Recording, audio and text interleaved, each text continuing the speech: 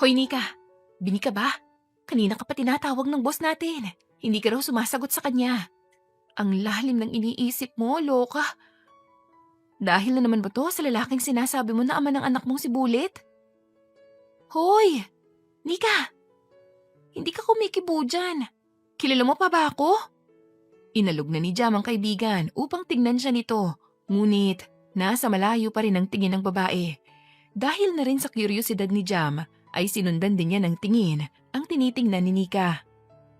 Isang lalaki ang bigla na lamang bumaba sa mamahaling sasakyan. Mistulang modelo sa kisig at gandang lalaki. Hindi na siya magtataka kung napakaraming babae ang natutulala at isa na ang kaibigan niya ron na napakakunat pagdating sa mga manliligaw. Type mo ba siya? Baliw. At sa wakas, nagsalita na si Nika, ngunit itinuloy na lamang ang pagpupunas ng mesa. Kung hindi mo siya type, bakit kanina ka pa nakatitig sa kanya? Hindi mo nga ako naririnig eh. Kanina pa kaya ako daldal ng daldal dito. Ngumuso pa ang kaibigan. Paano kasi? Kamukha niyang baby ko. Kamukha ni Bullet? Muling binalingan ng tingin ng babae ang lalaki. Bigla na lamang nanlaki ang mga mata nito at inalog si Nika ng napakalakas. Ano ba? Bakit mo ba ako inaalog? Hindi naman ako bote ng soft drinks ha? Hindi mo ba naiisip ang iniisip ko? Ano? Nababaliw ka na ba? Epekto ba yan ng hindi niyo pagkikita ng lalaki mo? Inis pagsabi ni Nika. Hindi kaya siya yung ama ng anak mo? Tingnan mong mabuti oh. Kamukha siya ng anak mo. Hindi kaya siya ang lalaking sumira ng pader ng perlas mo? Hindi siya yung dada ng anak ko. Paano ka nakakasiguro? Kamukha nga siya ng anak mo. Sa sobrang lakas ng boses ni Jam, ay pinagtitinginan na sila ng mga tao sa loob ng bar na yun. Kinilabutan naman ang dalawa dahil sa uri ng tingin ng mga taong kriminal at mga demonyo. Oo, hindi ordinaryong bar ang pinagtatrabahuhan ni Nika at ni Jam, kundi isang iligal na bar kung saan walang batas kung gusto nilang pumatay.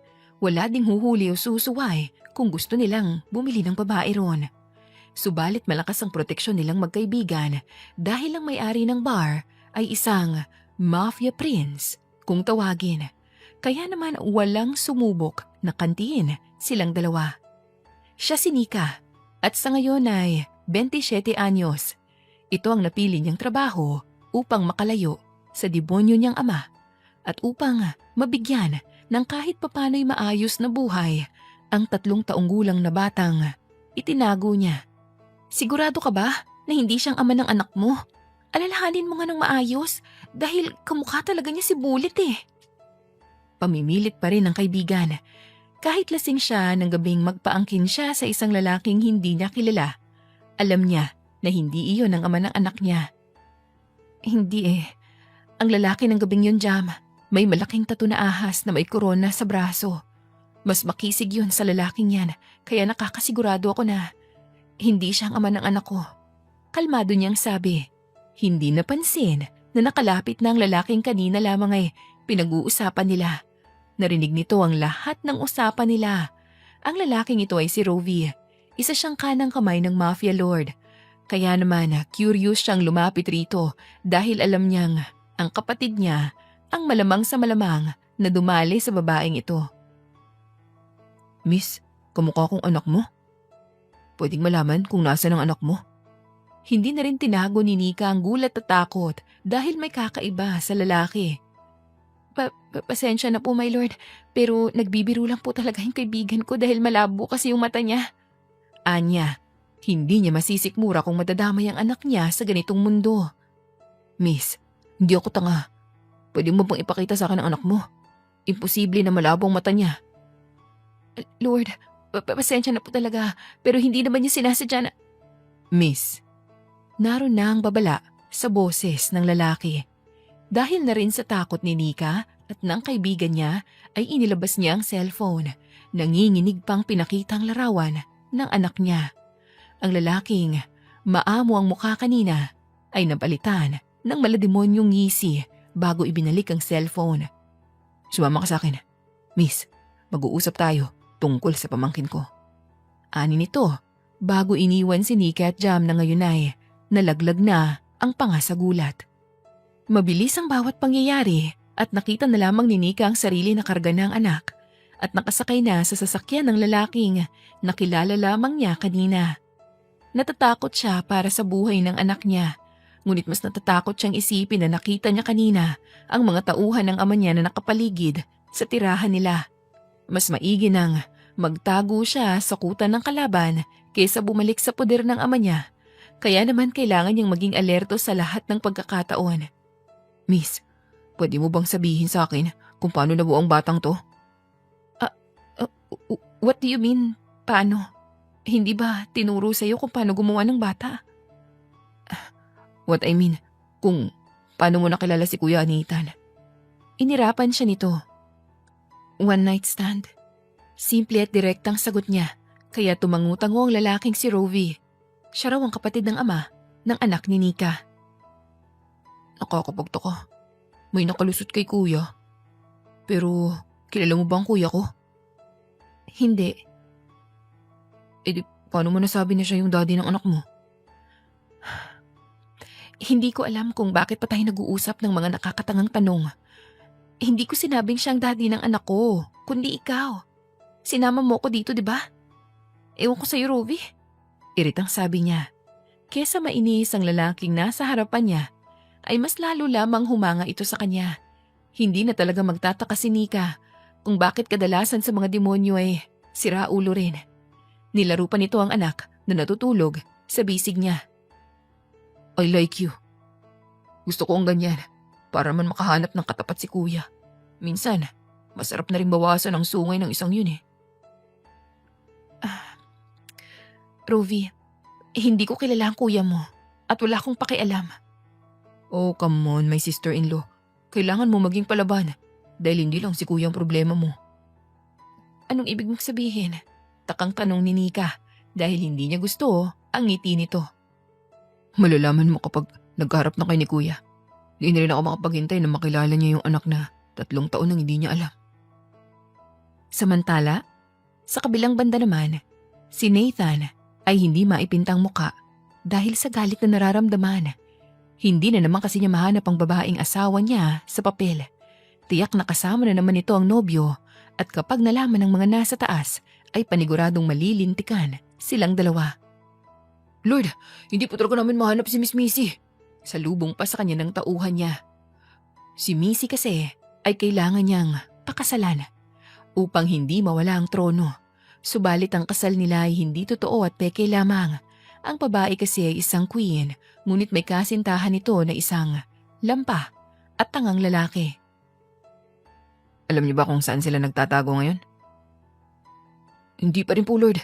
Dahil lang miss ay sinira ang tracker niya. Pero nakita namin ang sulat na to. Inilapag pa nito ang itim na sobre. Naiinis man si Nathan ay kinuha niya yun at binuksan upang mabasa ang nilalaman. Sunod-sunod ang pagmumura niya dahil ang babae ay nakipagtana na talaga sa nobyo nito at malalaman na rin ang nasa itaas na wala na talaga siyang asawa. Kailangan niyang makahanap ng babaeng magiging asawang pansamantala upang hindi pag-interesan ng tiyuhin niyang posisyon sa underground at sa kumpanya. Dahil si Nathan ay ulila na, ngunit ang tiyuhin ang naging kasama sa buhay. Subalit isa itong traidor at ganid sa kapangyarihan dahil sinubukan niyang patayin ito upang makamkam ang lahat ng kayamanan na naiwan ng pamilya ni Nathan. Hindi pa nakapagpahinga si Nathan sa problema ng fiancé niya nang bigla na lamang pumasok sa loob ng mansyon ang nakababatang kapatid. Hindi na sana niya ito papansinin, ngunit napansin niya ang babaeng nasa likuran nito na may kargang bata na kamukhang kamukha ni Nathan. Long time no see, Kuya. May sorpresa ako sa'yo. Gusto ko ipakilala sa'yo, si Nika at si Bullet. Ani ng binata at umaksyon pa talaga na parabang isang magandang balita. Hindi naman natinag si Nathan sa kalokohan ng kapatid niya at namewang pa talaga. Ano na namang kalokohan to? Kaya ka ba umuwi dito sa Pinas? Para mambuntis ng kung sino? O baka naman gusto mong ibalik kita kung saan ka nang galing? Malamig na tugon ni Nathan. Di ba ako dapat magtanong yun sa'yo, Kuya? Bakit mo binuntis si Nika? Tapos hinayaan mo lang ngayon. Tapos, plano mo pang pakasalan si Missy? Anong sinasabi mo dyan? Na gusto kong pakasalan? Nababaliw ka na ba? Tahimik na ang buong silid habang ang lalaking nasa harapan ni Nika ay tila nakatulala habang nakatitig sa batang karga niya. Para itong nakatingin sa salamin, pareho ang hugis ng mga mata't ilong at baging ang makulit na ngiti ni Bullet ay hindi maikakailang. Kuhang-kuha sa lalaking si Nathan. Ngunit imbis na kilalanin ng bata, ngumuso lang ito at malamig na nagsalita. Mamukha ako nga ah. Pero hindi ibig sabihin yan, anak ko na agad. Huwag mo akong ginagago rito. Napailing ang kapatid nitong si Rovi, sabay pakawala na nakakalokong ngisi. Hindi huwag ko magpauto kuya. Pero kung ako ang tatanungin, parang clone mo lang talaga na may maliit na sungay. Excuse me? Singhal ni Nika habang hinihigpitan ng pagkakayakap kay Bullet. Wala akong sinabi na anak mo to at hindi ako nagkaka-interes sa mga lalaking mayabang, bossy at may asawa sa papel. Tumango si Nathan, halatang nadali ang pride. Abat, sino tinatawag mong mayabang? Lumapit siya at mariing na tumitig kay Nika. Napaatras ang babae dahil sa konting kaba ngunit hindi nagpatalo. Kahit malamig ang mga kamay, nanatili siyang matapang. Kailangan niyang tatagan ang loob niya dahil ang anak niya ang usapan dito. Si Bullet na naging buhay niya at ang tanging kayamanan na meron siya, kaya naman hindi dapat na makaramdam siya ng takot. Mas matakot siya sa kayang gawin ng ama niya sa oras na matagpuan siya nito. Kung hindi mo ako kilala, anong ginagawa mo sa mansyon ko? At bakit yung anak mo? Mas kamukha ko pa kaysa yung passport ko. Baka kasi sinapian ng kayabangan ng DNA mo nung gabi na nagsiping tayo. Tsaka pwede ba? Hindi ko nga ginusto yun. Piloso po ni Nika kay Nathan sabay sigaw. Tama lang upang mabingi ang lalaki at magising sa kahibangan. Sinisigawan mo ba ako? Oo, bakit? Anong akala mo? Na kaya mo akong takutin sa mga nagsisindakan mong mga mata? Kung wala na rin naman akong mapapala dito ay uuwi na kami ng anak ko. Hindi naman ako dapat nagpasilaw sa Rovi na yan. Dahil hindi nagustuhan ni Nathan ang tono ni Nika, ay sinipa nito ang malapit na vase. Kaya naman lumikha iyon ng matinding ingay. Dahil doon ay nagising ang kalong na bata ni Nika at saka umiyak ng napakalakas. Iyak na nakakarindi, kaya naman nagawang takpan ni Nathan ang sariling tenga. Bakit ba siya umiiyak? Patigilin mo yan, dahil sumasakit ang ulo ko. Asik pa niya. Sa tingin mo ba, masasabihan mo ang bata na tumigil sa pag-iyak kung naistorbo mo ang pananahimik niya? Then what do you want me to do? Do something! Iritableng sabi ni Nathan. Nakatingin lamang siya sa umiiyak na bata na may kung ano sa loob niya na gusto niya itong kunin at patahanin. Subalit nauna ang pride niya dahil hindi siya sigurado kung anak ba talaga niya ito. Wala siyang maalala ng gabing may makasiping siya na babae. Hindi niya matandaan ang mukha nito at ang tanging natatandaan lang niya ay ang pagtangis nito sa ilalim niya habang inaangkin ng walang awa. Manigas ka at hayaan mo siya kung kailan siya tatahan. At saka sa'yo lang din naman niya nagmana sa pagiging maingay. Hala kuya, sabat ni Rovi habang tumatawa. Certified bardagulan queen to. Isa pa, at ibabalik kita sa underground, Rovi. Pagbabanta naman ni Nathan. Bilisan, may nag-aabang sa akin sa kabilang kanto. Yung destiny ko. Panluloko naman ni Rovi sabay tawa ng nakakapanguyam. Hindi na lang siya pinansin ni Nathan at muling ibinalik ang tingin kay Nika at sa bata. Nag-iisip muna panandalian bago nagsalita at nagpasya. Kung hindi ako ang ama ni Bullet, sabihin mo kung sino, para malinaw. Hindi agad nakasagot si Nika. Inaalala ang gabing sumira ng buhay niya. Subalit, nagbigay din ng galak dahil sa biyayang ipinagkaloob. Tandang-tanda niya kung paano nangyari ang gabing yun, kahit sabihin pa na lasing siya. Hindi ko alam ang pangalan ng lalaking nakasiping ko ng gabing yun. Lasing ako ng gabing yun. Lasing na lasing. Pero isa lang ang naaalala ko. Meron siyang tato. Tato na ahas na may korona sa braso. Tahimik naman na nakatitig lamang sa seryosong si Nika, si Nathan. Samantalang tumingin naman si Rovi sa braso ni Nathan. Sabay taas sa suot na manggas ni Nathan. Kaya lumitaw ang tattoo nito. Kuya, Ikaw lang ang may ganyang tattoo sa buong organisasyon. Bitawan mo nga ako. Ikaw nga talagang lalaki ng gabing yun. Malamig na tura ni Nika bago ibinigay muna si Bullet kay Rovi. Lumapit siya ng dahan-dahan kay Nathan at tinawakan ng braso nito. Nang makita ang tattoo ng malapitan at buo. Ikaw nga talaga. Ikaw ang dahilan kung bakit ako pinalayas ng ama ko. Dahil sa'yo, nagdusa ako. At ngayon ikaw pa talagang may ganang itanggi ang bata. Aba, bakit parang ako ang masama rito? Baka ikaw naman ang nanglandi ng gabing yun. Excuse me. Virgin ako noon. At kung hindi ako nalasing, sa inumin na ikaw ang nagpainom. Huwag mo sabihin. Oo, nilasing mo ko, di ba? At ang mas masakit pa, iniwan mo akong walang saplot. Ni wala man lang note, walang niha-niho, na nagsasabing pasensya na kung anong nagawa mo, kung ano pa. Nag-iwan ka pa nga ng mantsa sa damit ko. Sigaw ni Nika. Ano to? Spaghetti? Biro naman ni Rovi. Rovi, nakakainis ka. Okay, enough. Sigaw ng lalaki. Kitang-kita na ang inis sa gwapong mukha nito. Wala akong panahon sa teleserye nyo.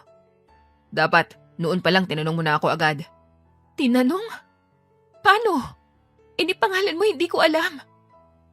Gabi yun ang kahihiyan ko. Hindi lang basta-basta. Dahil nasira din ang buhay ko. Matapos kong magdalang tao. Gusto mo bang balikan natin? Pwede kitang dalhin ulit sa kama ko. Biro ni Nathan. Unti-unti pang lumapit sa kanya. Kaya naman dahan-dahang umatras si Nika. At handa nang dumampot ng kung anong mahawakan niya upang ipukol sa ulo nito. Subukan mong lumapit pa at masasaksihan mong bagyong walang signal. Umatras na lamang si Nathan at nakaupo sa sofa upang harapin at hawakan ng sinasabing anak niya nang bigla itong umiyak ng malakas.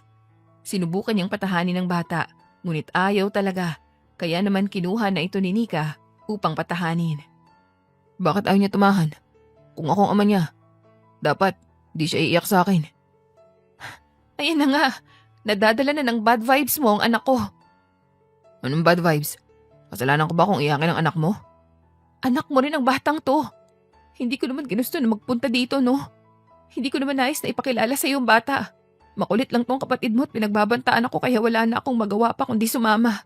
Pero hindi ko inaasahan na ganitong mararanasan namin ng anak ko dito. Kung wala na rin kabuluhan ng magiging usapan, aalis na lang kami ng anak ko. Mahaba at puno ng lamig na sabi ni Nika. Nanatiling tahimik naman si Nathan. Hindi na siya sumagot, bagkus tumingin siya ng matagal sa batang natutulog na ngayon sa bisig ni Nika. May kakaiba sa titig niya.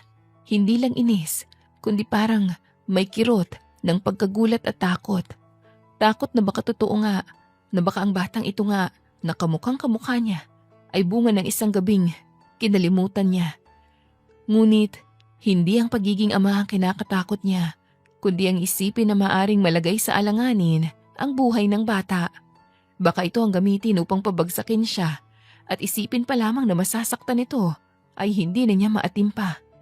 Wala pa ring imik si Nathan habang nakaupo sa leather couch sa opisina niya. Sa harapan niya si Nika, bitbit pa rin si Bullet na ngayon ay abala sa pagnguya ng gummy bear na binigay ni Rovi. Napagdesisyonan niyang pag-usapan ito dahil maraming makakarinig sa living room kung din nila pag-uusapan ang tungkol dito. Kahit anong pangde-deny niya ay siya talaga ang ama nito.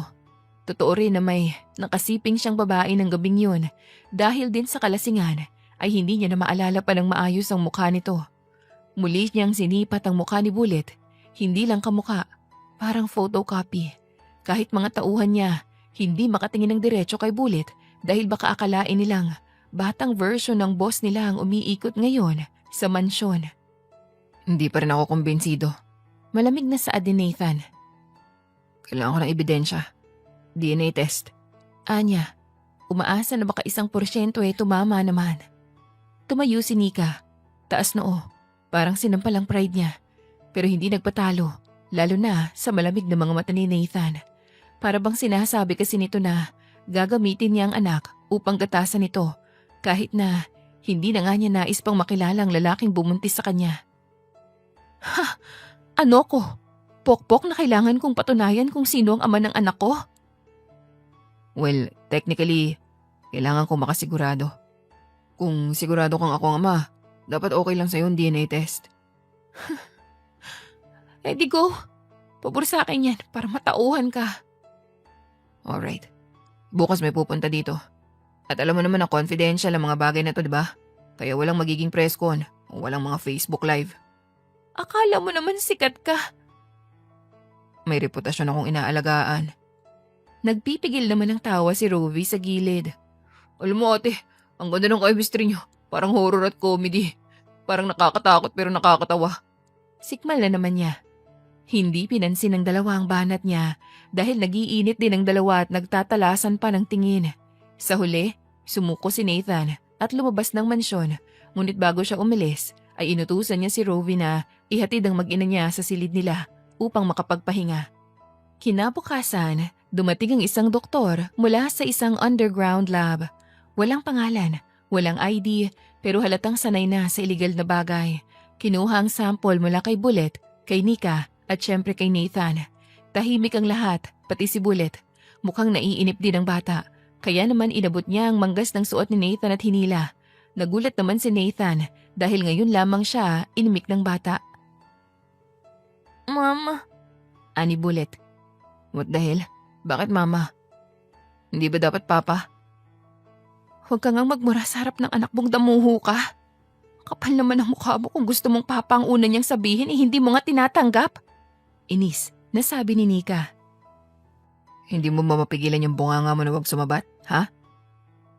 Hoy Nathan, pinaglihi ka ba sa panis na mangga? Bakit parang lasang away ang bibig mo? Sabi ni Nika na may pangiinis dahil sa hindi pagpansin sa sinabi nito. Panis na manggagad? Pwede bang katas ng bayabas lang? Balik inis naman si Nathan. Hindi na gumanti pa si Nika dahil alam niyang hahaba na naman ang pag-aaway nila.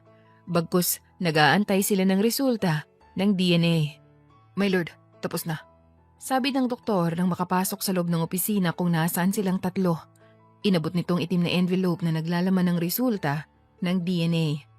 Walang imik si Nathan habang binubuksan ito. Unti-unti niyang binasa ang papel at kaninang nakakunot niyang kilay ay nawala. Ang labi niya ay naging isang linya. Tulala at hindi nagsasalita. Kaya naman lumapit si Rovi sa kuya niya upang makisilip sa resulta. Kuya, kamukha mo. Oo, DNA mo. Karma mo, 100%. Di ako makapaniwala. Anong nakasulat? Tanong ni Nika, pilit inaalis ang kaba sa boses. Positive. Akin nga ang bata. Oh, ngayon nalaman mo na. Pwede na ba kaming umuwi ng anak ko? No. Anong hindi? Anong gagawin namin dito? Ayokong madamay kami sa magulo mong buhay. Sa tingin mo ba, di ka pa damay? Simula na magkaanak ka ng kamukha ko pa. Simula nang tumuntong ka dito. Sa palagay mo? Natatakot na sabi ni Nathan. Hindi naman umimik si Nika. Dahil tama ang binata sa sinabi nito. Kinabukasan ay maagang nagising si Nika dahil sa pag-iyak ni Bullet. Naiwan din kasi ang mga gamit ng bata sa apartment niya, kaya hinahanap ng anak niya ang mga laruan nito na yakap palagi tuwing tulog. Isang oras din niya itong pinatahan sa pag-iyak, kaya naman nang sipati ni Nika ang orasan sa ibabaw ng pader, ay nagpasya siyang lumabas na lang at magtimpla ng kape. Inaalala niya ang trabaho at ang kaibigan dahil hindi siya nakapagpaalam dahil tiyak na inaalala siya nito. Kung sakali man na mapagod o itapon siya ni Nathan, ay may babalikan pa sana siya, ngunit wala na. Ano pa bang magagawa niya ngayon kung ang buhay at ang anak niya ang mahalaga ngayon? Bakit ang aga mong gumising? Tatakas ka ba? Bungad ni Nathan kay Nika na nagtitimpla ng kape ngayon. Tatakas agad? Sa dami ng tauhan mo sa labas, seryoso ka ba? At saka nagtitimpla lang ako ng kape. Pwede mo ba akong itimpla? Wala ka bang mga kamay? Wala ka man lang mga kagandahang loob na natitira dyan. Bakit mabuti ka bang tao? Sikmal pa rin ni Nika na mas lalong kinainis ni Nathan. Napansin na rin ni Nika ang pagod na mukha ng lalaki. Kaya naman kahit labag sa loob niya, pinagtimpla niya ito ng kape. Oh, ayun na. Baka naman mamatay pa ako sa sama ng tingin mo. Anay naman ni Nika bago inilapag ang kape. Kumusta ang bata? Ayos naman. Hindi lang nakatulog ng maayos. Muling tumahimik ang paligid. Ang tanging maririnig ay ang ingay ng mga kuliglig at kulisap dahil nga 3:00 pa lang ng madaling araw. Bakit? Pagod na pagod naman ang itsura mo. Muling nagsalita si Nika. Subalit maling desisyon dahil ngumisi si Nathan. Hindi na lamang pinansin ni Nika upang hindi na humaba pang bangayan nila. May kailangan lang akong asikasuhin. Hindi ka ba napapagod sa nagiging buhay niyo? Magulo, delikado at mapanganib. Mas magiging delikado kung hindi ako magiging malakas. Lalo na dumating kayo sa buhay ko. Okay lang naman kung wala kayo pero sa ngayon, mas kailangan kong maging malakas at mas makapangyarihan. Kasi Hindi ako ordinaryong tao, Nika. Normal sa akin ang pumatay ng kalaban, gumawa ng ilegal, o kahit nga kidnapin ka ngayon walang makakapigil sa akin. inaalala ko lang si Bullet. Hindi rin kasi naging maganda ang buhay ko nang dalhin ko siya sa mundo. Inaamin ko na natatakot ako sa nalaman kong buhay pero narito na kasi tayo Nandito na at wala na akong magagawa kundi ang pagkatiwalaan ka. Hindi ko naman kayo pababayaan ng anak natin. Nathan, alam ko na hindi naman tayo magkakilala ng lubusan. Hindi rin natin sinadya na mabuo si Bullet pero pareho natin ginustong nangyari ng gabing yun. Gusto ko lang sabihin na magtitiwala ako sa iyo na hindi mo pababayaan si Bullet. Hindi ko kayo pababayaan, Nika. Pangako.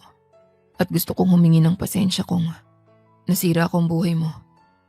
Patawarin mo sana ako kung naging pangahas ako ng gabing yun. Kung napilitan kang maranasan ang lahat ng yun. Sana maging maayos tayo. Kahit para na lang din sa bata. Seryosong sabi ni Nathan. Ang kaninang inis na nararamdaman ni Nika ay nawala. Napalitan ng gaan at ginhawa dahil nga sa sinabi ni Nathan. Ito lamang ang inaantay niyang marinig sa lalaki. Kaya naman gumuhit ang isang malaking ngiti sa labi niya. Ayos lang.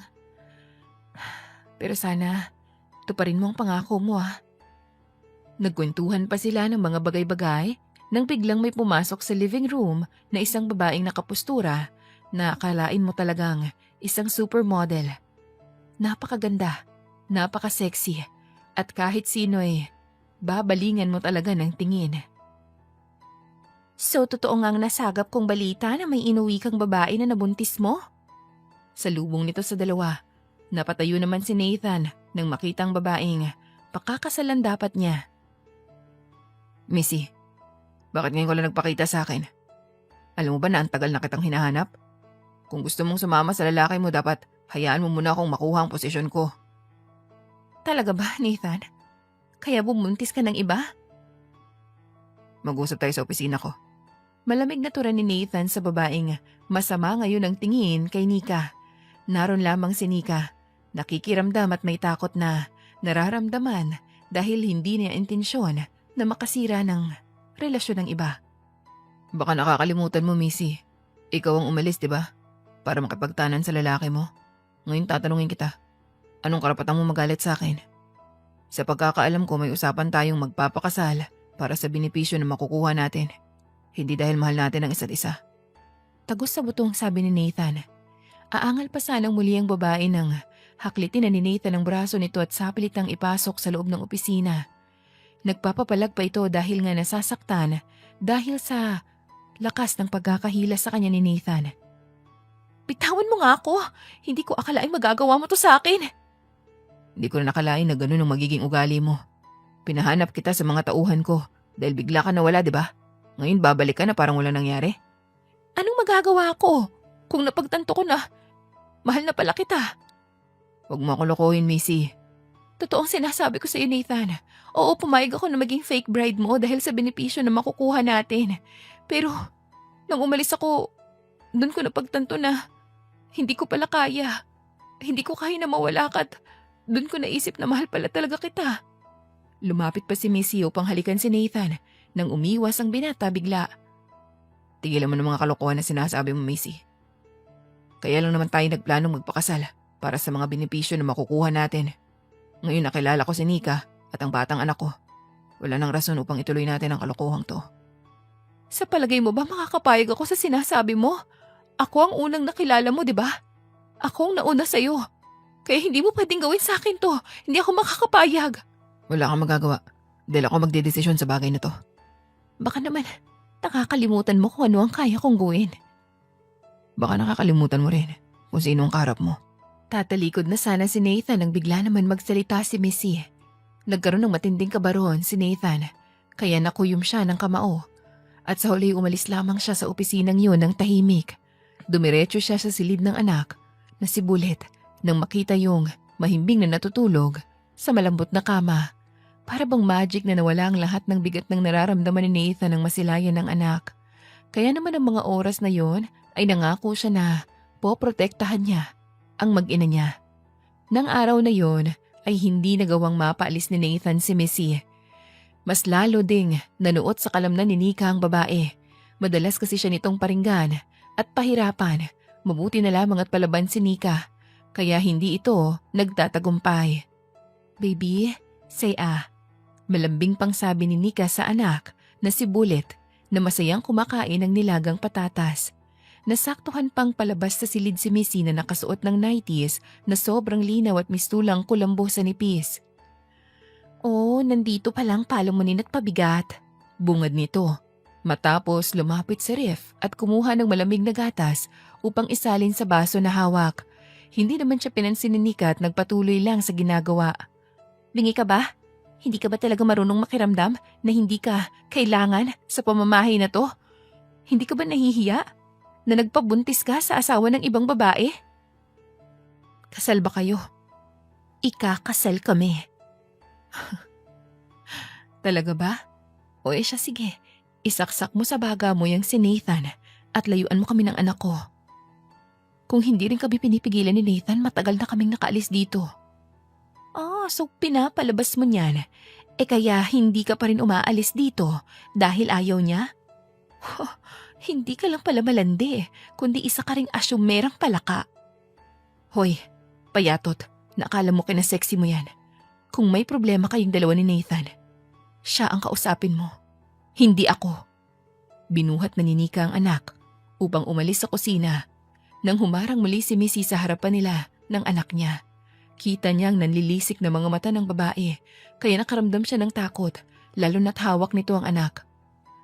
Gagawin ko ang lahat upang mapaalis ka sa pamamahay na to, Nika.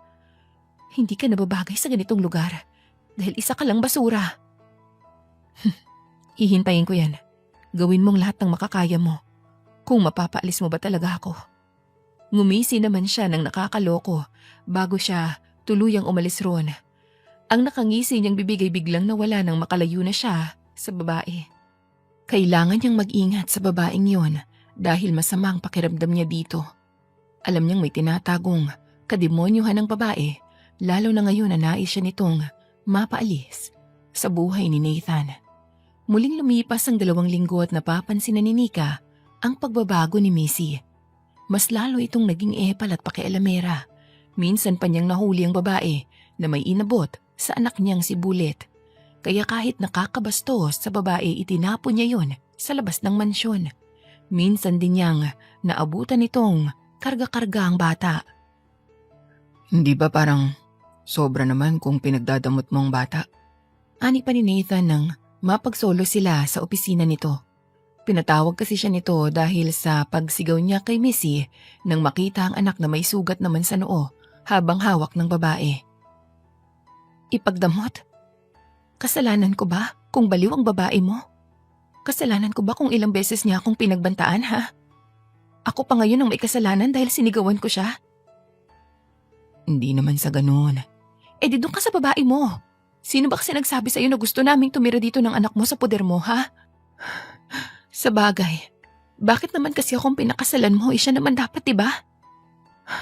Aalis kami ng anak ko dito. Hindi ko naman sinabi na aalis kayo. Ang akin lang nagbago na si Missy. Gusto niya maging maayos kayo. Kahit papaano naging magkaibigan kami. Pasensya ka na, pero hindi ko maaatim na kaibiganin ng taong nagbabanta sa buhay ko. Mabuting tao si Missy. Saka mo na yan sabihin sa akin. Sa oras na may kabutihan siyang nagawa sa amin ng anak mo. Alam mo, hindi kita pinilit na dito kami tumira ng anak ko. Noon pa man sinabi ko na, hindi ka namin kailangan pero ikaw tong mapilit. Iyon na ang huling sabit ni Nika bago siya lumabas sa opisina ni Nathan. May bigat ang dibdib dahil akala niya wala nang magbabago sa pagitan nila ni Nathan. Naging maayos kasi ang relasyon nila simula nang maikasal sila at inaamin niya na may namuo sa dibdib niya na hindi naman dapat pang intindihin. Pero ano nga bang magagawa niya? Nahulog na siya ng tuluyan sa ama ng anak niya. Sa kabilang banda naman ay isang matandang lalaki ang nakaupo sa swivel chair. Tangan ng tungkod niya habang walang sawa sa usok ang bunganga dahil sa sigarilyo na tangan din sa kaliwang kamay. Sinisipatan ang litrato ng apo niya at ang apo na rin niya sa kanyang apo. Sa ngayon, Lord, ang senyorita po ay nasa poder ni Nathan, ang mafia king ng underground. Balita ko rin po, Lord, na nagpakasal ang dalawa upang makuha ni Nathan ang posisyon. Kamusta ang apo ko? Nasa maayos po na kalagayan. Ang anak kong hangal, kamusta naman siya? Mas lalong lumamig ang boses ng matanda nang alamin ang nangyayari sa anak niya. Nasa dungeon po. Tinatamasa ang mga parusa. Mabuti. Ayokong mabuhay ang hangal na yan. Maghanda din kayo ng sasakyan at gusto kong bisitahin ang apo ko. Masusunod po, Lord. Maliksing umalis ang lalaki sa silid ng demonyong kinatatakutan ng lahat. Ang matandang ito pala ay ang lolo ni Nika na umuwi pa ng Pinas nang makarating ang balita sa kanya na nawawala ang pinakamamahal niyang apo. Nalaman din niya na may anak na rin ang apo niya, kaya naman mas lalong lumakas ang bugso ng damdamin na makita ito. Subalit ang mas kinagulat niya nang malaman na nasa puder ng kalaban ng apo. Hindi lamang yan dahil pinakasalan pa nito ang pinakamamahal niyang apo. Kaya naman hindi siya makakapayag at kailangan niyang mabawi ito. Umaga nang magising si Nika dahil sa gigik ng anak. Nang imulat niyang mga matay, nagulat siya nang makita si Nathan. Nilalaro ang anak habang suot ang hindi usual nitong attire. Simpleng shorts at shirt ang kanyang suot. Gising ka na pala. Ano ba nito? Anong ginagawa mo rito? Narinig ko kasi na umiiyak si Bullet, kaya pumasok ako. Nakita kong tulog ka, kaya kinuha ko na muna siya upang makatulog ka ng mahimbing. Nag-abala ka pa. Akin ang anak ko. Baka may gagawin kang importante. Hindi, wala naman. Pwede ba tayo mag-usap? Anong pag-uusapan natin? Malamig na tanong ni Nika. Marami. Tipid naman na sagot ni Nathan. Kung tungkol lamang ito kay Missy, wag na lang. Prangkang sabi agad ni Nika. Yun ang gusto kong ipaliwanag sa'yo. Kaya nandito ako. Para saan? Hindi na kailangan. Ikaw na munang bahala sa bata at maghahanda lang ako ng agahan. Malamig na tugon ni Nika bago magmarcha palabas ng silid. Subalit hindi pa siya tuluyang nakakalapit sa kusina nang bigla na lamang magkagulo sa labas ng mansyon. Sunod-sunod pa ang tapak ng mga paa at ang biglang pagbukas ng pinto dahil sa malakas na pagsipa. Kaya naman tumambad sa kanyang 10 armadong lalaki at ang matandang lalaki na hindi niya akalain na makikita pa niyang muli. Lolo! Isang salita na lumabas sa bibig ni Nika matapos masilayan ng astig niyang lolo. Muling lumipas ang oras, ngunit naroon lamang si Nika habang karga ang anak at naghihintay sa living room dahil nag-uusap pa si Nathan at ang lolo niya. May kaba siyang nararamdaman para sa sariling anak at kay Nathan. Kilala kasi niya ang lolo niya at alam din itong hindi niya palalampasin ang nangyari, lalo pat hindi nito alam ang tungkol kay Bullet. Makalipas ang 1 oras na nag-uusap ang dalawa, ay bumaba na si Nathan at ang lolo niya. Inayos pa ng matanda ang necktie. Kinakabahan din si Nika nang makita si Nathan na may pasa sa muka at nagdurugo ang mga labi. Nika, apo. Anong nangyari? Anyang aligagang lumapit kay Nathan. Sinaktan ka ni Lolo? Ayos lang ako. Wala lang to. Anong wala lang? Nakikita mo bang sarili mo? Paano wala lang? Anya, pagkatapos bumaling ng tingin sa matandang, nilalaro na ngayon si Bullet habang kalong. Lo, bakit mo siya kailangang saktan? Nababaliw na ba kayo? Ano to, Lo? Kulang pa yan sa katarantatuang ginawa sa'yo ng lalaking yan. Ang kalaban pa natin, Nika. Hindi mo alam kung anong gulo ang ginawa niyong dalawa. Pero hindi mo siya dapat sinaktan. Hindi mo dapat ginawa to. Paano kung mapatay mo siya, Lo? At saka paano mo nalaman na narito ako? Mahalaga pa ba ang sagot sa mga tanong mo, apo? Sinaktan niya ang unika-iha kong apo. Inanakan pa niya. At ni hindi man lang nalaman ang pagdurusa mo sa kamay ng sarili mong ama. Apo, hindi ko ito mapapalampas. Walang ganang, sabi ng matanda. Ano pa nga bang inaasahan ni Nika sa ganitong buhay na pilit niyang kinalimutan? Marahas, pagpatay at pananakit, at kung hindi matibay ang sikmura mo ikaw din ang kawawa. Dahil kasal na kayong dalawa, wala na akong magagawa pa kundi suportahan kayo. Para sa'yo at sa apo ko. Pero sa akin muna ang apo ko at nais kong pag-usapan niyo ang problema niyo. Nag-usap na kami ni Nathan. Hindi pa siya pasado sa akin dahil alam kong alam niya ang nagawa niyang problema. Anong napag-usapan niyo, Lo? Nathan, ano yun? Kami na lang ni Sir ang bahala sa napag-usapan. Huwag kang magalala. Hindi ako gagawa ng bagay na ikakapahamak mo. Sinserong sabi ni Nathan kay Nika.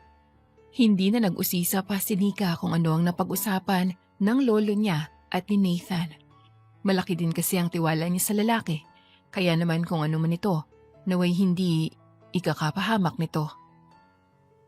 Matapos ang nakakakabang usapan ng dalawa, napagdesisyonan ng lolo ni Nika, nasa kanya na muna ang anak niyang si Bullet.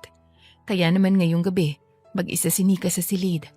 Hanggang sa napukaw ang atensyon niya nang ang pintuan naglangit-ngit at iniluwa nito si Nathan. May problema ba? Gusto lang kitang makita. Simpleng sagot ni Nathan kahit na may dala itong kumot at unan. Hindi naman maitatanggi ni Nika ang maliit na ngiti sa labi niya habang pinagmamasdan ang asawa. Ngayong nakita mo na ako, pwede ka na lumabas ulit.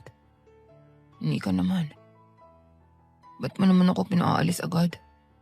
Di ba nakitang gusto ko matulog dito? Paano kung ayaw kong matulog ka dito? Bakit naman ayaw mo? Bakit ko naman dapat gustuhin? Asawa mo ko. Asawa kita sa papel. Matabang na sabi ni Nika. Nag-isang linya tuloy ang labi ni Nathan dahil heto na naman sila. Kaya naman bilang pangako sa lolo nito, nais niyang ayusin kung anuman ang gusot sa relasyon nilang dalawa. Hindi na para sa bata, kundi para na rin sa kanila. Hindi man naging maayos ang simula nila at ang pagsasama. Alam din niya kasing nasaktan niya ito. Hindi rin siya tanga para hindi maramdaman ang nararamdaman nito para sa kanya. Oh, bakit ka humiga sa kama ko? Hindi ba sabi mo gusto mo lang akong makita? O ngayon nakita mo na ako. Ano na? Baby. Hindi ako sangkol. Huwag mo akong tawagin yan. Love. Oh, walang love dito. Babe. Mukha ba akong biik sa'yo? Wife. Pwede ba? Pakinggan mo muna ako. Pwede bang itiko mo muna ang bibig mo? Pag-usapan natin to. Para sa atin. Para na rin sa anak natin. Sige. Ano bang gusto mong pag-usapan? Alam mo, kaya lang naman tayo kinasal para hindi mawala sa iyong lahat, di ba? Kaya mo rin ginawa yun. Dahil naanakan mo ako. Kaya naman ano pang gusto mong pag-usapan? Makinig ka muna sa akin. Nakikinig ako. Pag hindi ka talaga nanahimik, sinasabi ko sa'yo hahalikan kita ngayon din. Baka masundan natin si Bullet, lalo na tayo lang nandito. Dito na tinikom ni Nika ang bibig. Padaskol na lamang siyang huminga sa kanang bahagi ng kama at nagkumot. Tinalikuran si Nathan na nasa kaliwang bahagi ng kama. Lumundag pa ang kama nang maramdaman ni Nika ang paglapit ni Nathan sa kanya. I'm sorry kung akala mo kinakampihan ko si Missy. It's just that kahit papano kasi may pinagsamahan kami bilang magkaibigan. Di ko man nakikita ang sinasabi mo pero tama ka. Mali ako dun. And I'm sorry. Tungkol naman sa pagpapakasal nating dalawa, inaamin ko nung una, tungkol lamang talaga sa posisyon ko. Pero nung tumagal na, alam kong iba na. Mahal kita, Nika. Mahal kita hindi dahil sa ina ka ng anak ko dahil pinakasalan mo ako para sa posisyon ko. Mahabang litanya ang sinabi ni Nathan. Pumatak naman ang mga luha sa mata ni Nika nang marinig ang sinabi ni Nathan sa kanya. Ito na ang pinakahihintay niyang sandali, ang malaman ang nararamdaman din ng lalaki sa kanya. Pero hindi siya kumibo, nanatili siyang nakahiga at pigil ang bawat hikbi. Wala ka man lang bang sasabihin? Anong sasabihin ko? Ano bang gusto mong marinig sa akin? Balik tanong ni Nika. Oh, come on, Nika. Alam kong alam mo kung anong gusto ko marinig mula sa'yo. Di ka naman siguro magwawala o magre-rebelde kung wala lang, di ba? Ngumisi naman pabalik si Nathan. Alam mo, hindi ko rin talaga alam kung manhid ka ba o gusto mo lang talaga na marinig ang mga katagang yun mula sa labi ko.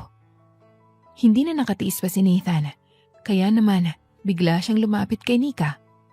Hinapit ang bewang ng asawa at pinagdikit ang kanilang mga noo. Gusto ko marinig mula sa mga labi mo na mahal mo rin ako. Come on, babe. Huwag mo naman akong pagdamutan.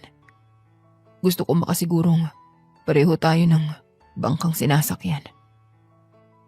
Paano kung... Oo, may nararamdaman nga ako sa'yo. Na mahal na kita. Na hindi ko naman dapat maramdaman pero anong magagawa ko? Kung ikaw talagang hinahanap nito, dinuro pa niya ang dibdib. I knew it. Huwag kang ngumiti dyan. Baka masampal kita nang wala sa oras. Lalo na galit pa ako sa'yo sa pagtatanggol mo sa Missy na yun. Sorry na. Anong gusto mong gawin ko para makabawi ako sa'yo? Date? Pwede ka bang mayaya? Pinakamamahal kong asawa? Paano kung ayoko? Di mo pwedeng sabihin sa akin yan. Dahil ngayon mismo, papayag kang i-date ako. Kailangan kitang masolo ngayon. Dahil ilang araw mo na akong hindi pinapansin. Tumawa lamang ng malakas si Nika sa kapilyuhan ni Nathan. Wala na rin siyang nagawa nang yayain siya nitong lumabas ngayong gabi. Tama ang asawa na wala silang oras sa isa't isa. Kaya naman ngayong wala ang anak nilang si Bullet, sisiguraduhin nilang dalawa na babawi sila sa isa't isa. Dahil wala ding maayos na mapupuntahan, nagpa siya sina Nika at Nathan na magpunta sa isang amusement park. Nais pa nga sanang arkilahin ni Nathan ang buong lugar nang kutongan siya ni Nika. Mukha tuloy silang teenager sa ayos nila, kaya hindi rin nakaligtas sa ibang kababaihan si Nathan. Sino nga bang hindi titingin sa lalaki kung napakagwapo nito sa suot na casual na damit? Isa na lang talaga. Pasasabugin ko ng mga bungo ng mga lalaki niyan. Di ba sila makaramdam? Nasa akin ka na. Inis pang bulong ni Nathan at mas inilapit si Nika sa kanya. Natawa naman si Nika, sabay halik sa labi ng asawa ng mabilisan lamang upang manahimik ito sa pagbabanta sa mga kalalakihang kanina pa nakatingin kay Nika. Mga bata lang yan. At saka ang dami din namang nakatingin sa yung ibang babae oh. Dinuro pa ni Nika ang mga babae na napahiya naman kaya nag-iwas ng tingin. Wala akong pakialam sa kanila. Tipid pang sagot ni Nathan. Well, same. Kaya huwag ka nang magselos dyan. Tara na sa loob. Hinila ni Nika ang asawa, papasok ng haunted house. Unang pasok pa lang nila sa bungad ng pintuan, mabilis na yumakap sa kanya si Nathan. Bigla din lumitaw ang isang halimaw sa harapan nila. Subalit, kesa si Nika ang magsisisigaw at matakot ay kabaliktaran. Bunyesyo! Malakas na mura ni Nathan nang sumulpot ang isang multo at hinawakan siya sa paa. Dem! Papatayin ko kayo pag di ako nakalabas dito. Paninakot pa niya, samantalang si Nika ay tawa lamang ng tawa. Huwag mo nga akong pagtawanan, babe. Sinadya mo to para makaganti ka sa akin. Hoy, wala akong sinadya. Malay ko bang duwag ka sa multo? Hindi ko nga alam na mas takot ka pa sa multo kaysa sa balang tatama dyan sa katawan mo Mas gusto ko na nga yun kaysa sa mga lintik na mga to. Hoy, punghanga mo dyan. Huwag ka na maingay. Hanapin na natin ang pintuan palabas. Shh! Muling sigaw ni Nathan nang haklitin naman siya ni Annabelle. Walang ibang ginawa si Nika kundi tumawa ng tumawa hanggang sa makalabas sila sa haunted house. Pawis na pawis at namumutla ang isang Nathan na walang kinakatakutan. Upang mapawi ang hinanakit ng asawa, bumili muna siya ng inumin. Subalit, hindi pa siya tuluyang nakakalayo nang bigla na lamang may nagtakip ng ilong niya. Sa panyong yun may gamot na pampatulog, kaya bago pa siya makahingi ng tulong, ay nilamon na siya ng antok. Sa kabilang banda naman, si Nathan ay kanina pa naghihintay sa asawa. Bigla na lang siyang kinabahan nang hindi pa nakakabalik si Nika matapos nitong magpaalam na bibili lamang ng inumin. Mabilis niyang kinuha ang cellphone sa bulsa niya at sinubukang i-track ang location ng asawa. Hindi na nga matrack ito, kaya mabilis siyang nagdial ng numero upang tawagan ang asawa, subalit wala din sumasagot. Damn! Nabigkas niya dahil mukhang nadukot nga si Nika. 2 araw na ang lumipas simula nang mawala si Nika, subalit hindi pa rin talaga ito nahahanap. Sinubukan niyang ipahanap ang asawa sa mga tauhan, subalit bigo sila. Maski ang lolo ni Nika ay wala din nagawa. Wala pa rin siyang tulog at kain dahil hindi niya alam kung saan hahagilapin ang asawa. Mabuti pang ipahinga mo muna yan, iho. At ako nang bahalang ipahanap ang apo ko. Pahinga? Paano ako magpapahinga kung hindi ko alam kung nasaan ang asawa ko ngayon?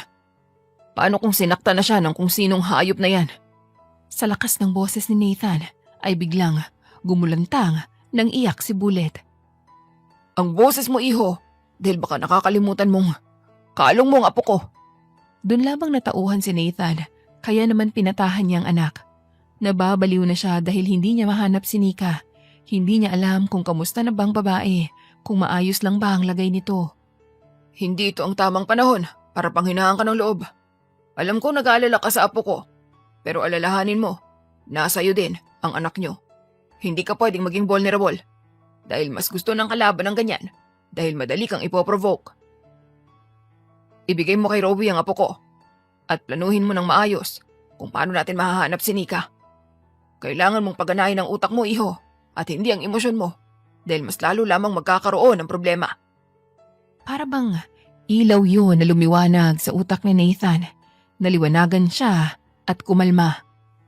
Dito na nga nagsisisigaw ang mga tauhan niya at pinakita ang kung anong video sa laptop nito. Halos pumatay na si Nathan nang makita si Nika sa video. Duguan ang mga labi nito, kilay at halatadong binugbog at pinahirapan. Paulit-ulit binibigkas ang pangalan niya. I-trace nyo kung saan nagsimula ang video na yan. Gusto ko mahanap niyo yan sa lalo madaling panahon. Hindi na ako makapaghintay na patayin sila. Papatayin ko sila isa-isa. Copy, boss. Nakuha na namin yung IP address ng video.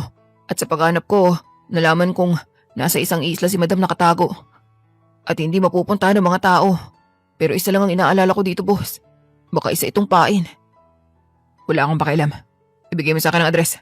Papatayin ko sila. Sa kabilang banda naman, si Nika hindi na halos makatayo at makakilos sa sakit ng buong katawan niya. Nagising na lamang siya nang buhusan siya ng malamig na tubig. Hindi na rin siya nakakakain pa, kaya lambot na siya. Hanggang ngayon ay nakapiring pa rin ang mga mata niya, kaya wala siyang ideya kung sino ba ang nagpadukot sa kanya. Gising na ba ang basura? Ani ng pamilyar na boses. Mukhang gising na po, madam. Itayo niyo yan at gusto ko nang magpakilala. Sa pilitang itinayo si Nika ng mga lalaki at inupo sa bangko. Padaskul ding hinila ang piring sa mga mata niya. Sa unang segundo ay malabo pang nakikita ng mga mata niya, subalit nang unti-unti yung luminaw, nagsisi si Nika kung bakit pa inalis ang piring niya. Mas masakit yun sa mga bugbog na ginawa sa kanya. Bakit? Nanginginig pa ang labi na tanong. Ang babaeng nasa harapan naman niya ay kumuha ng latigo at nilaro yun sa kamay nito. Walang mababahirang awa o emosyon sa mga mata nito. Tinatanong mo ba ako kung bakit ako nandito? O tinatanong mo ako kung bakit ka nandito, Nika? Anong nagawa kong mali? Jam, anong ibig sabihin ito? Anong ginagawa mo dito? Ano ka? Ano ako? Maganda. Tapos ikaw? Bobo. Jam, bakit? Simple lang. Dahil kinamumuhian kita. Pasalamat ka nga hindi kita pinatay kahit marami na akong pagkakataon. Pasalamat ka nga din, hindi ko inuna ang anak mo. Pero syempre ngayon iba ng usapan dahil kailangan kitang patayin. Pero bakit? Anong nagawa kong mali sa'yo? Jam, magkaibigan tayo. Alam mo wala akong ginawang masama sa'yo pero bakit mo to ginagawa sa akin? Patuloy pa rin ang pagbagsak ng mga luha ni Nika. Dahil wala din kinalaman ng ama ko sa mga nawawalang weapons ng ama mo pero pinaslang pa rin siya, Nika. Para siyang hayop na pinahirapan mo na bago kinatay. Alam mo ba ang ginawa ng demonyo mong ama sa ama ko? Sa mga pinatay niya? Pero wala akong alam sa ginawa ng ama ko. Hindi mo ako dapat idinadamay sa mga kasalanan niya dahil maski ako na anak niya, pinagmamalupitan din niya. Alam ko. Pero naisip ko palang na anak ka ng demonyong yun, hindi na ako makapaghintay na gantihan ka. Kaya naman narito ka.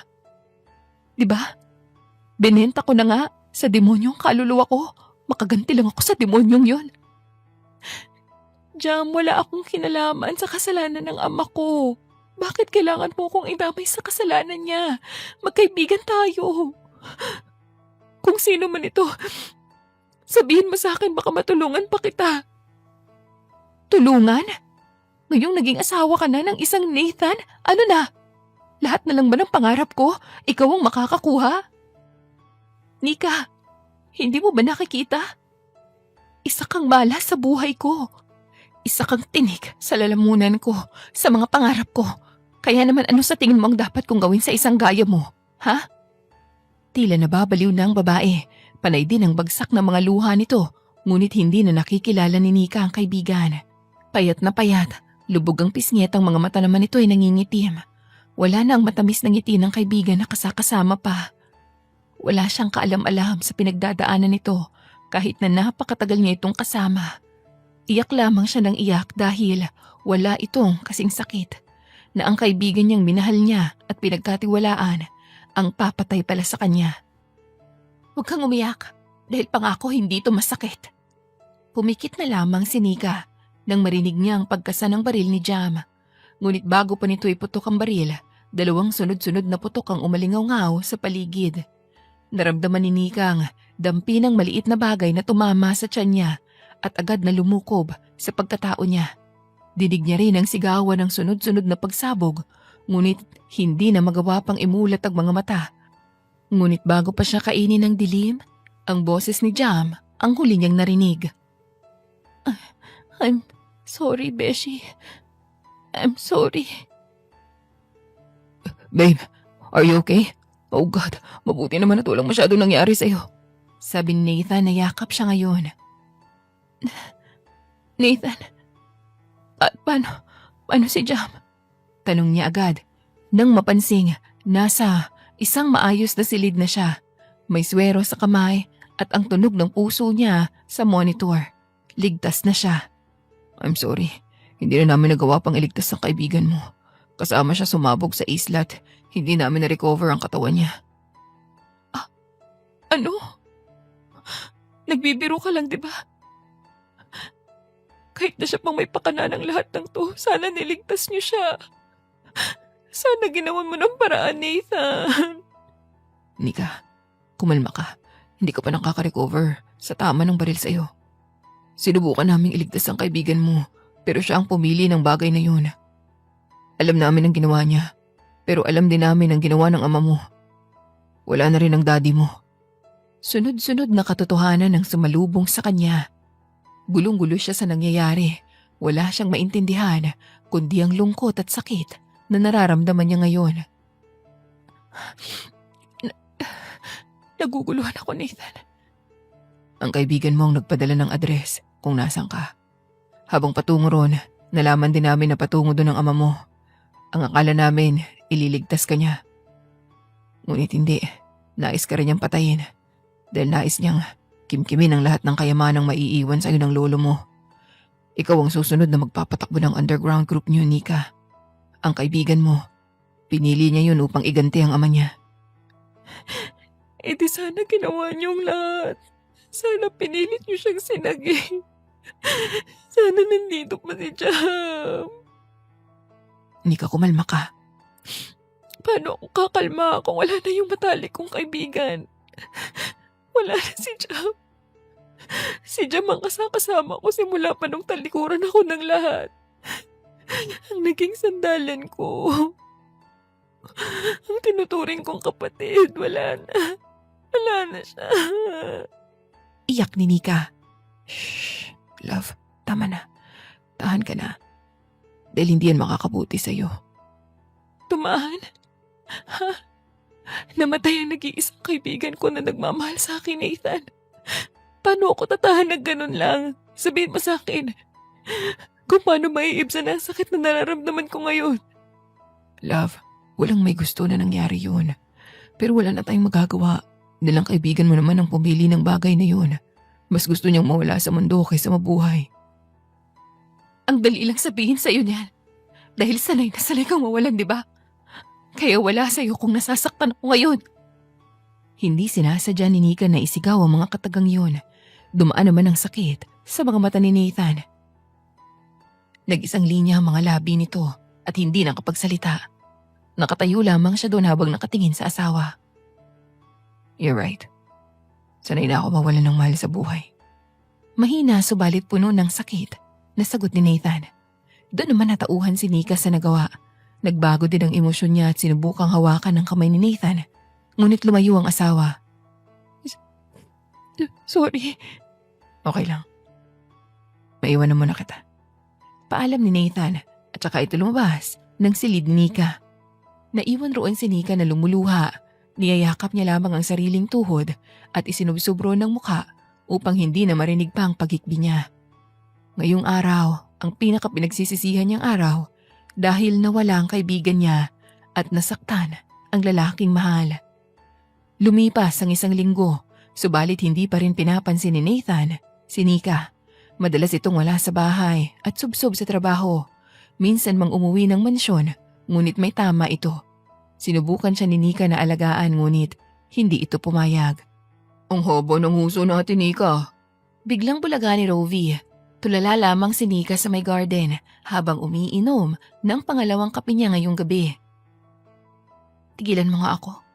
Aba, ayaw mo ba akong kasama dito? Ayaw mo ba na makakausap?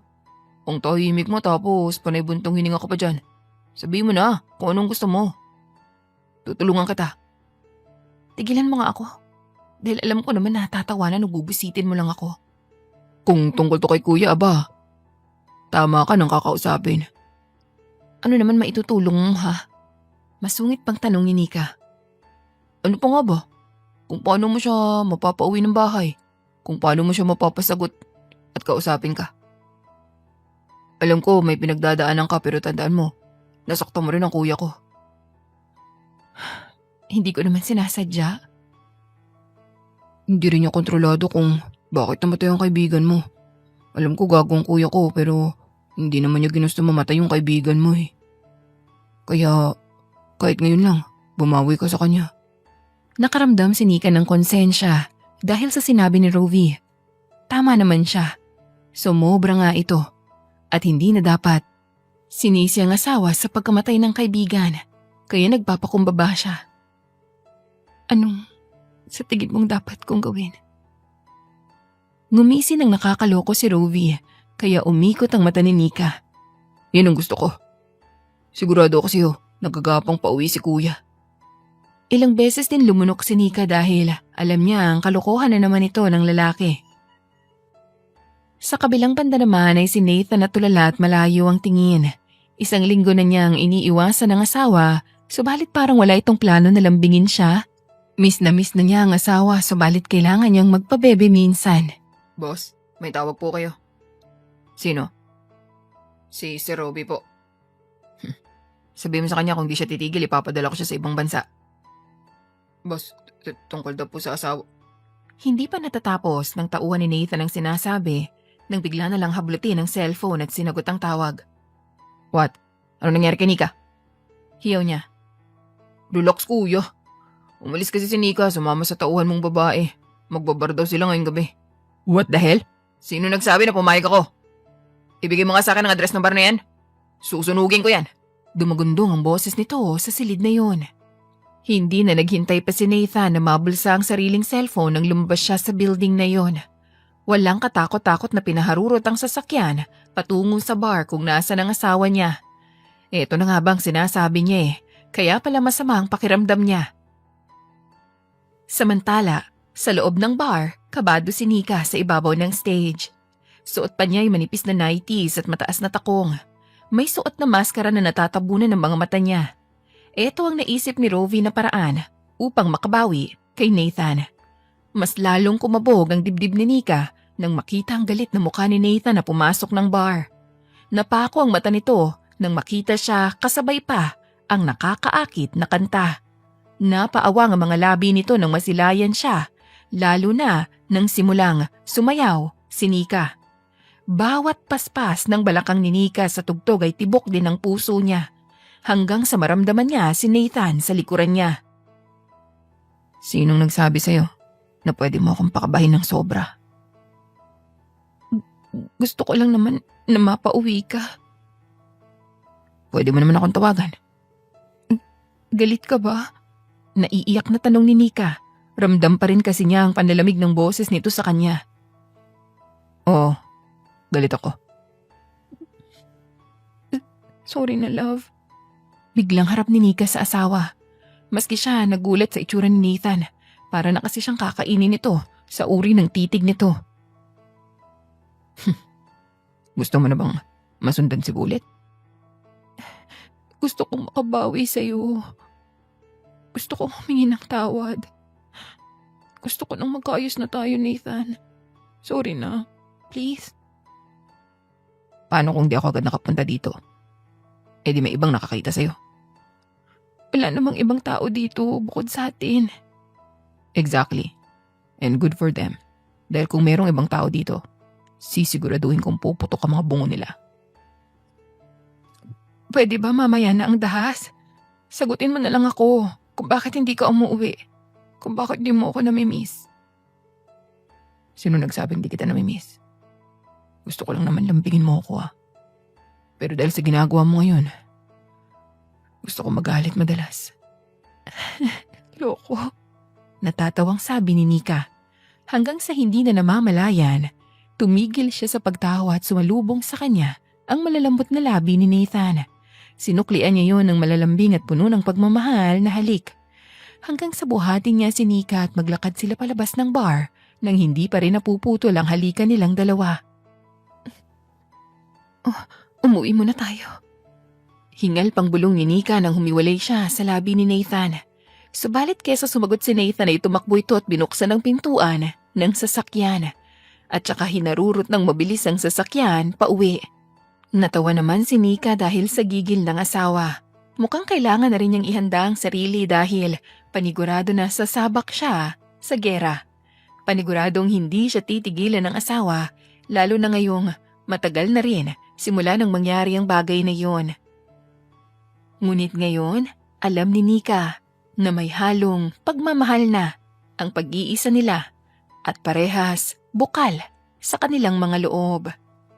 Dear listeners, dito na po nagwawakas ang isa na namang Napakagandang kwento ng pag-iibigan ni Nika at ni Nathan. Maraming salamat po sa pakikinig at quick shoutout po sa ilan sa ating mga masusugid na taga-subaybay. Hello to Miss Eden Carillo, Miss Feli Dujali from Hong Kong, Richelle Sonyo from Makati City, Pasita Eliazar, Ontario, Canada, Melanie Wego ng Antipolo City, Miss Mary Toring, Minnesota, USA, Ana Abdulrahman from Saudi Arabia, Regine Aguilar from Saudi Arabia, Pasita Eliazar from Ontario, Canada, Melanie Wego ng Antipolo City, Betty Gabrilio, San Fernando City, Agnes Embalsado, avid listener, Gia Busaco from UAE, Yen Kolyama from Davao City, Alfonsa Atienza from Antipolo, Mary Jane Fermin, and Gloria Escobar. Maraming salamat po sa patuloy na pakikinig at pagsuporta sa Dear Celine. Naway makasama ko kayong muli sa susunod na kwento.